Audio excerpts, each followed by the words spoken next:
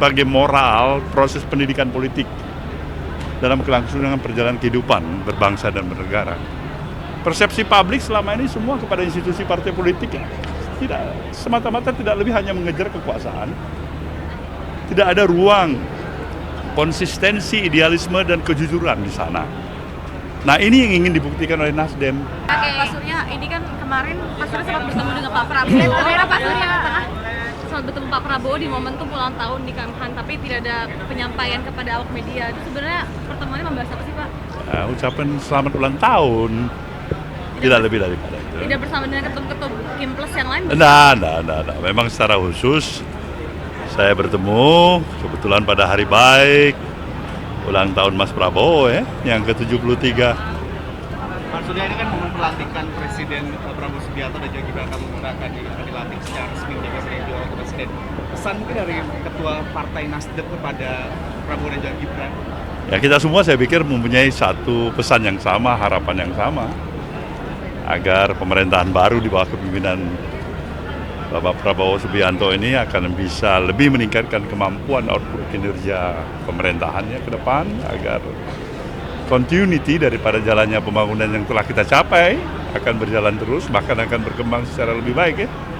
Kalau memandang pemerintahan Presiden Jokowi selama 10 tahun ini seperti apa? Saya pikir telah lakukan apa yang terbaik dengan segala kelebihan dan kekurangan yang ada, tapi realitanya kita bisa melihat dari perspektif pemikiran yang objektif, banyak kemajuan yang telah kita capai. Apa yang perlu dipertahankan oleh Prabowo Subianto dari kinerja Presiden Joko Widodo? Saya pikir terus terang saja, output kinerja itu sendiri, ya kan, bekerja dari waktu ke waktu tanpa mengenal batasan waktu, itu saya pikir dengan etos yang perlu kita apresiasi.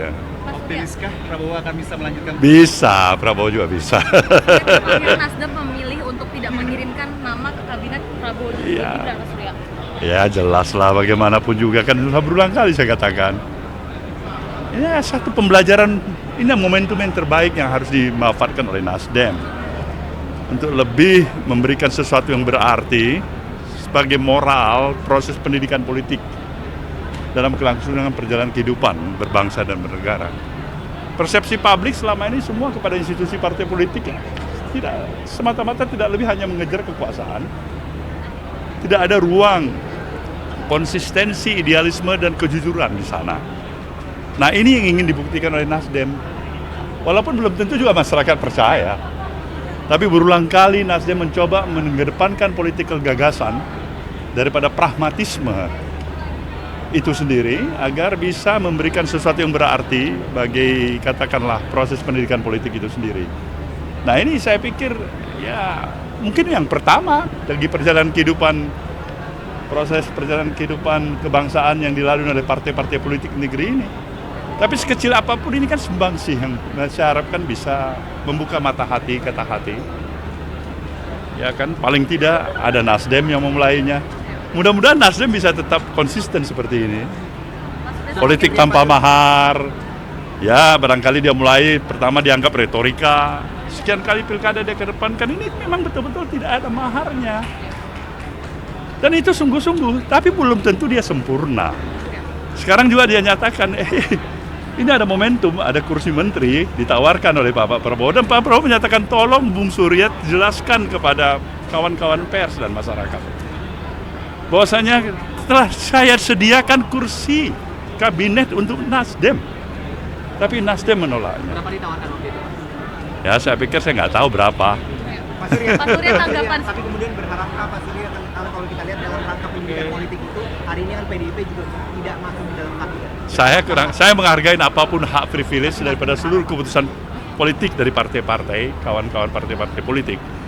Tetapi satu hal, kita semuanya mempunyai kesamaan, saya harapkan, tujuan dan cita-cita, yaitu bagaimana membangun perjalanan kehidupan kebangsaan kita ke arah yang lebih baik. Koalisi tidak semata-mata ditentukan bahwasanya harus ada porsi apa yang kami peroleh untuk berada dalam koalisi. Nasdem mendukung jalannya pemerintahan, tapi menyatakan, sudahlah, kasih juga pembelajaran kita tidak mendapatkan kursi apa-apa. Mas, yang menjadi sorotan adalah waktu pertemuan itu. antara Prabowo Ya? dan juga yang menjadi sorotan adalah pertemuan Prabowo dan juga Megawati Soekarno Putri. Kalau menurut Pak Surya sendiri, urgenkah pertemuan antara Prabowo dan juga Megawati Soekarno Putri? Ya tergantung. Saya pikir yang dengan spirit semangat bersatu, apa saja dengan niat baik, saya pikir baik untuk kita semua. Ya, terima kasih.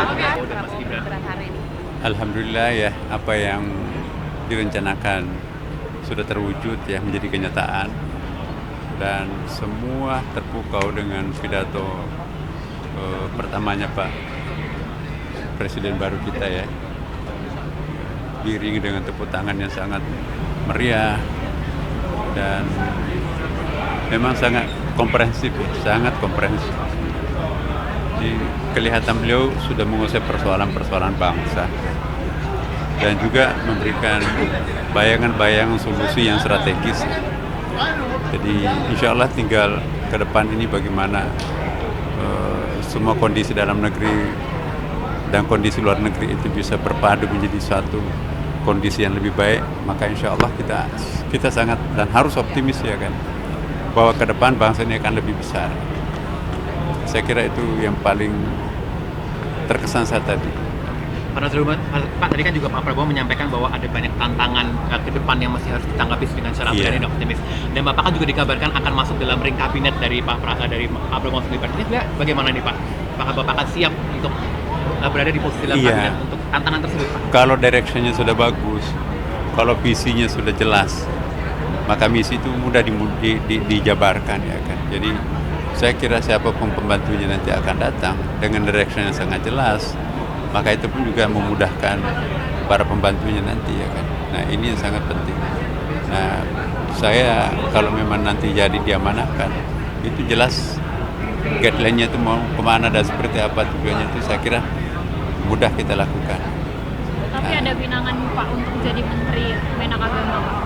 Sudah ada pinangan dari Pak Prabowo yang secara langsung dari Iya, saya nggak tahu ya. Jadi gini, saya baru pulang dari Mesir ya, baru 1 jam. Saya waktu itu sedang buka puasa ya, puasa Senin, ditelepon ya. Jadi hanya 1 jam saja, sebelum saya nggak tahu, nama saya juga nggak pernah beredar kan. Jadi saya kira itu deh. Tapi pantas memang tetap siap begitu ya Pak untuk apabila menjadi Menteri Agama diminta oleh Pak Prabowo dan Mas Gibran dengan tantangan-tantangan tersebut. Iya memang saya juga kaget ya, dan saya apa adanya bahwa mungkin saya bukan kandidat yang terbaik untuk menjadi kementerian itu ya, tetapi Bapak siap begitu ya Pak? kalau itu perintah, kalau itu maunya negara ya, amanat tugas negara, tentu kita sebagai warga negara yang baik ya tidak boleh menolak. Nah, jadi itu. Cuma saya ingatkan bahwa saya sadar bukan orang terbaik untuk itu. Tapi kalau itu adalah amanah dari negara, ya masa kita mau menolak ya? Kita kan sebagai warga negara yang baik ya kan. Dengan catatan, mari kita saling kerjasama ya. Dan dengan niat yang sangat luhur, insya Allah seberat apapun tantangan itu, kalau kita kerjasama seperti tadi, segalanya akan bagus. Oke, saya kira cukup. Terima kasih. Momen pelantikan hari ini Prabowo dan juga Gibran dari Nasdem, apakah ada yang disampaikan begitu terkait kemarin kan juga Pak Prabowo juga sempat bertemu dengan Surya Paloh di Kemenhan? Ya, kita tentu dengan momen pelantikan ini ya, ini mampu membangun rasa optimisme ya. Dan optimisme ini bukan hanya ada di kalangan misalnya presiden dengan beserta jajaran, tapi ini harus menjadi optimisme kolektif seluruh rakyat Indonesia. Bahwa rakyat Indonesia memiliki rasa optimisme dengan pemerintahan baru, di mana pemerintahan baru ini mampu membawa kehidupan kebangsaan dan kenegaraan kita secara ekonomi menjadi lebih baik, secara politik menjadi lebih demokratis, menempatkan hukum sebagai panglima, dan ini semua tentu menjadi ekspektasi dari seluruh rakyat Indonesia terhadap pemerintahan baru ini. Kan terkait sama penambahan kursi komisi kan sekarang sudah ada 12, update dari DPR sendiri bagaimana? Ya, penambahan komisi sudah dipastikan itu menjadi 13 komisi, plus ada tambahan 1 badan, yaitu Badan Aspirasi Masyarakat. Nah, terkait dengan nanti nomenklaturnya, komisi 1 sampai komisi 13 nanti membidangi apa saja, nanti kita menunggu nanti malam ketika Pak Prabowo sebagai presiden mengumumkan jajaran kabinetnya. Jadi nanti kita akan lihat ada nomenklatur baru mana saja. Kan selama ini kita kan hanya mendengar akan ada namanya Menteri HAM, Menteri Hukum, dan lain-lain. Tapi kan resminya nanti malam. Nah, ketika nanti malam resmi diumumkan, maka Senin DPR sudah pasti akan menindaklanjuti dalam bentuk pembagian kementerian dan lembaga yang pemerintah umumkan di komisi dari 1 sampai 13. Pak Saan, masih ada kans Nasdem akan bergabung di kabinet? Sampai hari ini Nasdem tetap mendukung pemerintahan Pak Prabowo Gibran, tapi Nasdem tidak mengirim menterinya. Tapi Nasdem sepenuhnya akan mendukung semua kebijakan, program, dan keputusan-keputusan Presiden Pak Prabowo. Jadi pertemuan dengan Pak Prabowo beberapa waktu lalu di Menhan itu pembahasannya apa sih, Kang? ya tentu yang pertama mengucapkan selamat ulang tahun. Kebetulan Pak Prabowo ulang tahun. Yang kedua tentu juga membangun saling pemahaman, saling pengertian, dan menegaskan kembali terkait dengan komitmen Partai Nasdem untuk memberikan dukungan terhadap pemerintahan Pak Prabowo, dan dukungan yang diberikan tadi tanpa memberikan syarat apapun, termasuk mengajukan nama-nama kader Nasdem di kabinet. Jadi ya. Berarti artinya kan kader nggak dikirimkan, apakah mengirimkan orang profesional juga seperti yang disampaikan Pak Prabowo? Enggak ada. Kita nggak mengirimkan profesional juga. Jadi sekali lagi, dukungan Nasdem terhadap Pak Prabowo ini tanpa syarat, tapi Nasdem insya Allah akan menjadi mitra koalisi yang setia terhadap Pak Prabowo. Ini besok untuk pembahasan AKD ini mekanismenya akan seperti apa, Kang? Apakah nanti rapat kepala fraksi dengan pimpinan lagi atau langsung semua diserahkan kepada komisi-komisi? Ya nanti kan fraksi-fraksi akan mengirimkan nama-nama ya. Nama-nama anggota yang ditempatkan di Komisi 1 sampai 13 plus the badan-badan, termasuk juga unsur pimpinan komisi-komisi. Jadi mudah-mudahan di minggu besok ini penetapan AKD dengan pimpinannya sudah selesai, sehingga minggu berikutnya DPR sudah mulai efektif bekerja dengan para mitra. Karena kita ingin melakukan akselerasi, dan tentu dengan optimisme yang luar biasa dari pemerintahan baru ini juga harus diimbangi dengan akselerasi kinerja dari DPR. Jadi biar selaras. Cukup ya. Apa harapannya sama? Iya, kami semua sangat bersemangat dan sangat menunggu hari ini ya. Dari sekian panjang perjalanan kita semua di dunia politik juga tentu semua menunggu. Nah, jadi harapan baru dari presiden baru dan wakil presiden baru tentu hadir di antara kita semua. Dan kita tentu berharap bahwa kebaikan, terutama bagaimana harapan kami ini semua bisa hadir di Bapak Presiden kita yang insya Allah saya yakin karena beliau adalah seorang negarawan, beliau akan mampu menjaga kondusivitas negeri ini dengan baik, kemudian juga akan memperbaiki hal-hal yang perlu diperbaiki di masa lalu begitu ya. Jadi PR-nya sangat banyak sekali ya, terutama PR-PR terkait dengan kesejahteraan begitu.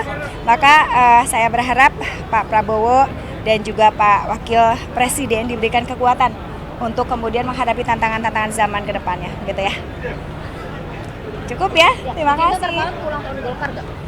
Iya betul, tapi kalau tidak salah, kalau tidak salah diundur sampai besok ya. Mungkin karena hari ini akan fokus pada pelantikan Bapak Presiden dan Wakil Presiden, sehingga saya mendengar informasi bahwa HUT Golkar diundur ke besok malam. Terima kasih semuanya ya.